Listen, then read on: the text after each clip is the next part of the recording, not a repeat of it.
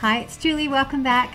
Today I'm doing the unpopular beauty opinion tag. It's been going around for a while. It's not new, but Kathy of Kathy's Beauty Care Chats. I always get kind of tongue-tied when I say her channel name, but she's the one who tagged me. I will leave her video down below if you want to see, if you haven't already seen it, what she chose. I'm going to jump right into it. This is just kind of a bonus video for me. I didn't want to wait too long because this video, this tag anyway, has been out for quite a while. So, and thank you, Kathy. You're so cute. I just appreciate you giving a little shout out to me. So the first question is, there are 10 questions. The first question is a popular product that you don't like. I do not like the Color Science 3-in-1 Renewal Eye Cream. I bought it over probably 2 months ago or more, and I had seen Dr. Dre talk about it, love it, use it. I just saw yesterday, I think, gosh, who was it? It was a big YouTuber using it and loving it. And oh, Lisa D1, she loves it. I had it forever and I kept trying it under makeup, without makeup, all these different ways. And for me, it was just too shiny, too slippery, too something. And it was very expensive. I could not use it and continue using it. So that is the popular product that I just did not get along with at all. So, oh, and also, I'm going to add a bonus one here. The Sol de Janeiro Boom Boom Cream. My goodness, I love the smell of it. My husband did not. I put it on in the morning. I tried it several days actually, but I tried it one morning, and then that evening, I had noticed that my skin felt really dry and I'd forgotten which cream or lotion I had put on in the morning after my shower, and I come to realize it was that one. And I thought, for all that money, it needs to at least keep your skin feeling moisturized for, you know, for a whole day until the evening. So that's another one that I don't like. Okay, a product everyone hates but you love. Now, I don't think everyone hates this, but I remember recommending it in a video of my top 5 brushes. It was a collab that I did with Kathy, who's now, it's Kathy's Life. And the brush that I recommended is by IT Cosmetics, and it's this one. It's the IT Cosmetics Airbrush Blurring Foundation Brush. It's fairly small, really nice and soft. I love this to put foundation on with, and I highly recommended it. And Kathy of Kathy's Beauty Care Chats went out and bought it and didn't work for her. She would much rather use a Real Techniques brush. So she really didn't like it. I don't know if she hated it, but she could have hated it. And I still love it. I use it. I picked it up and thought, well, maybe it's not as great as I thought. I love it. It washes clean really easily. It's super soft on your skin. I'm not usually one to need a really big brush for my face. And so this one works really well for me. And then number 3, expensive eyeshadows, are they worth it? I say yes, they're absolutely worth it.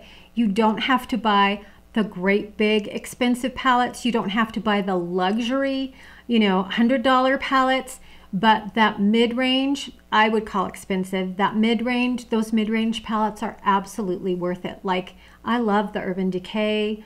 I love, what else do I have? I love, now these are a little bit more expensive, the Viseart, I love those.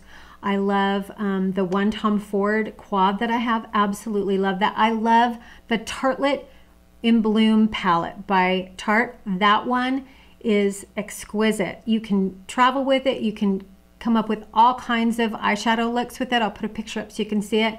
That one is perfection. And you don't have to have a whole bunch of palettes. You can just save your money possibly and try 1 or 2 of these $20 to $30 to $50 palettes, and you won't run out of eyeshadow. You know, it really takes a long time to go through a palette. So I say yes, they are.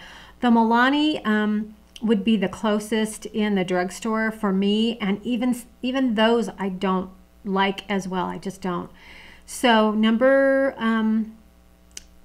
4, a popular brand you don't like, and I would have to say it's Color Science. I think they're way overpriced.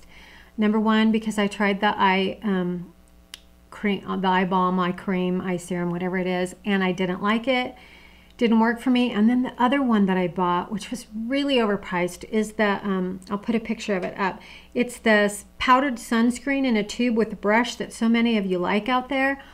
It felt so prickly on my skin, that brush, and I knew I wasn't getting enough powder to really make a difference as far as sun protection goes.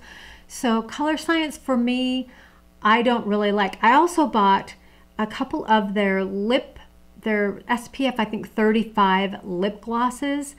The pigment was there. I just couldn't stand how they felt on my lips. So everything so far I've gotten from them, I haven't really liked. So I don't hate the brand, but for me, the things I've bought just have not worked. Question number 5, a trend you can't get on board with. Highlighting. I can't get on board with it. I have slightly larger pores, they're not massive. I have lines around my eyes that are pretty prominent when I smile. Highlighter just does not work for me. It does not look good on me, so I just don't do it. Let's see, number 6, a trend you didn't like but now you do would be powdering. That's not really a trend. It's kind of a staple for most people who wear makeup, but I just didn't wear any sort of face powder for the majority of my life until I would say a year ago I started using powder. It's been that long. So I do powder now, especially in my T-zone with the Charlotte Tilbury. That's my absolute favorite. So highlighter, is it overdone or can it never be overdone? I am not one to say what anybody else should or shouldn't do, or if they've done too much or too little. I say do what you love it, and wear it and work it and be happy with what you enjoy on your face, and don't worry about what other people think. And then number 8, an eyeshadow color you don't wear often or ever. That would be reds. I don't wear reds because I am very sensitive to the dye that's in red and purple eyeshadows.